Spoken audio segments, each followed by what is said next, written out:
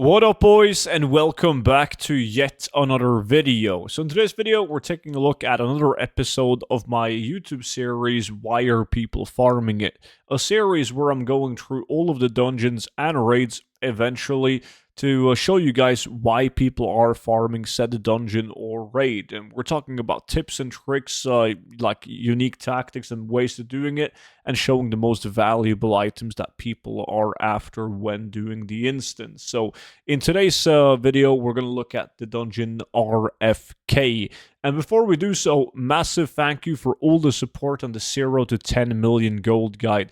This is a gold guide that features all the best tactics and methods that I personally use in order to achieve hundreds of millions of gold. The best part about it is the fact that it comes with a lifetime of free updates, meaning that whenever there's a new patch to the game or even a brand new expansion to the game, I update the exact same gold guide completely for free, and I send that automatically to your email. So if you're interested in it, you can find it with a link down below in the description, and by using the discount code STUDENT, you get it for 50% off, and that also counts for the brand new Mist of Pandaria Classic Gold Guide. So if you got any plans on playing that, check it out, both linked down below in the description. Now, I'm first going to take you guys through like a just very short run of RFK, just so you guys can kind of get the feel and see how I farm it. Now, there is these traps, these rope traps that some people step into them because they spawn mobs, and those mobs can be looted for additional loot, but I don't like stepping in them, and you can't use any abilities or shapeshift or anything to get out of the trap, so it is just very frustrating. But if you want to min-max, yeah, it would make sense to step into the traps. It really would. But similar to a lot of classic dungeons, this is a dungeon where you want to have a toon that has a profession that allows you to use an item to open up chests, like the Scroll of Unlocking with Inscription, because a lot of the good loot can come from the high tier loot, high value loot, can come from chests. So it just sucks doing a run and there's a ton of chests up, but all of the chests are going to be locked and you can't really see what's inside the chests. Now, after killing this boss, I simply just jump on this vine right here to get over to the other side, as there is a potential chest spawn right next to this boss as well. So we're then going to continue to do the run. These neutral mobs don't have any loot tables, so you don't have to kill them. I just kill them because it grants me movement speed when I kill mobs due to the food buff that I'm using, the fried bonefish.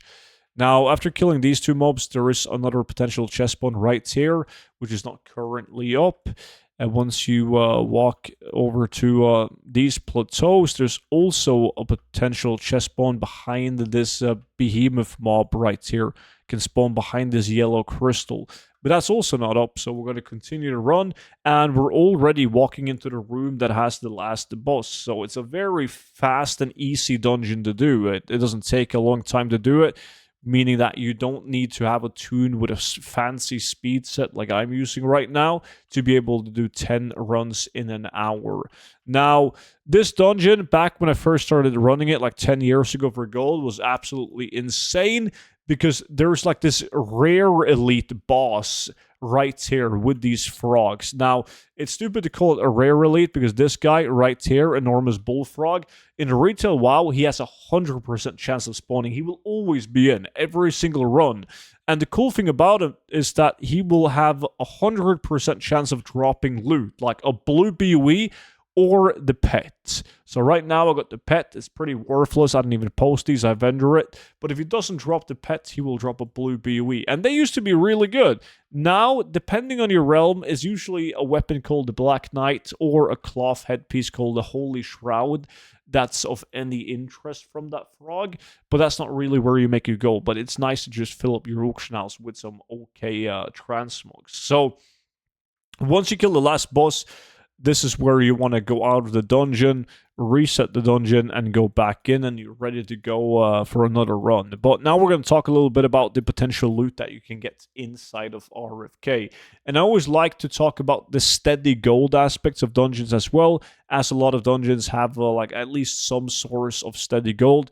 That's not the case with RFK. It's just for collectibles, patterns, plans, recipes, and also transmog items. So if we take a look at the infographic and we look at RFK right here, you can see that there's a couple of items of interest, like the spiked chain is a very good set. You have the Dokebi, Pathfinder, Raincolor, Resilient, Robust, the Sentry set, and the Slayer set are very good. Wicked Chain is also a good set, and then a couple of other items. So RFK is way better than the neighbor dungeon RFD in terms of world drop green items. So for filling up the auction house, RFK is a better farm than RFD.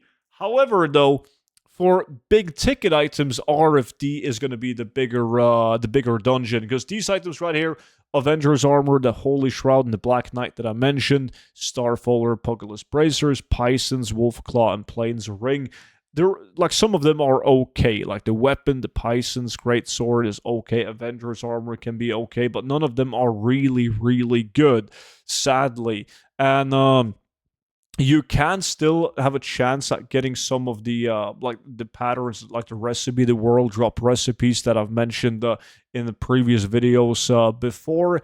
But that's not really the same odds as something as RFD or Uldaman. As an RFK, you cannot get them from killing mobs, only from like obtaining them through picking the chests or looting the chests. Now, the best item from my experience that's specific to the dungeon RFK would definitely be the Vicar's Robe. It has a bad price on my realm of 70,000 gold, while the average market value on EU is much higher. That's just because I have the lowest prices on EU.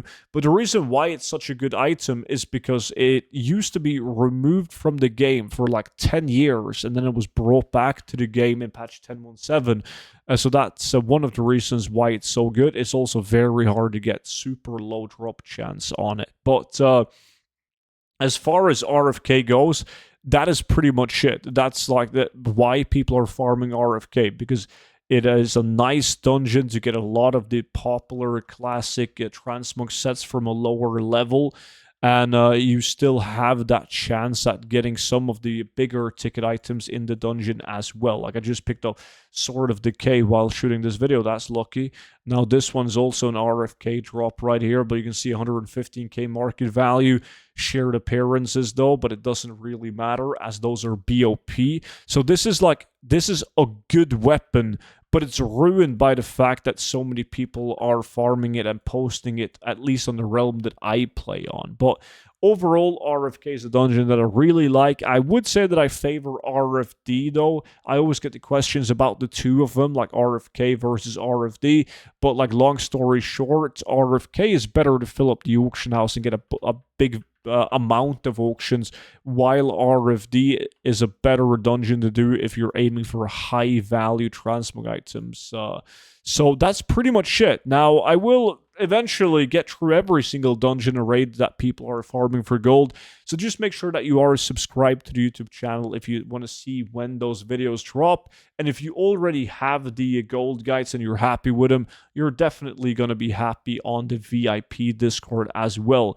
Once you get invited in, you'll be able to see all my YouTube videos before they go public on YouTube, so you get that advantage. You also get access to exclusive content in forms of gold tips, investments, multiple spreadsheets for gold making, and of course, you're alongside like-minded people that like making gold, like sharing their successes and their losses, of course, and also do some theory crafting and really try to find the next big thing before it becomes known to the general public. So typically, when there's a new patch or a new expansion, we test and discuss the stuff on the VIP Discord. But that will be linked with the gold guides down below in the description. Appreciate you all watching, and I will see you all back in at tomorrow's video. But until then, bye-bye.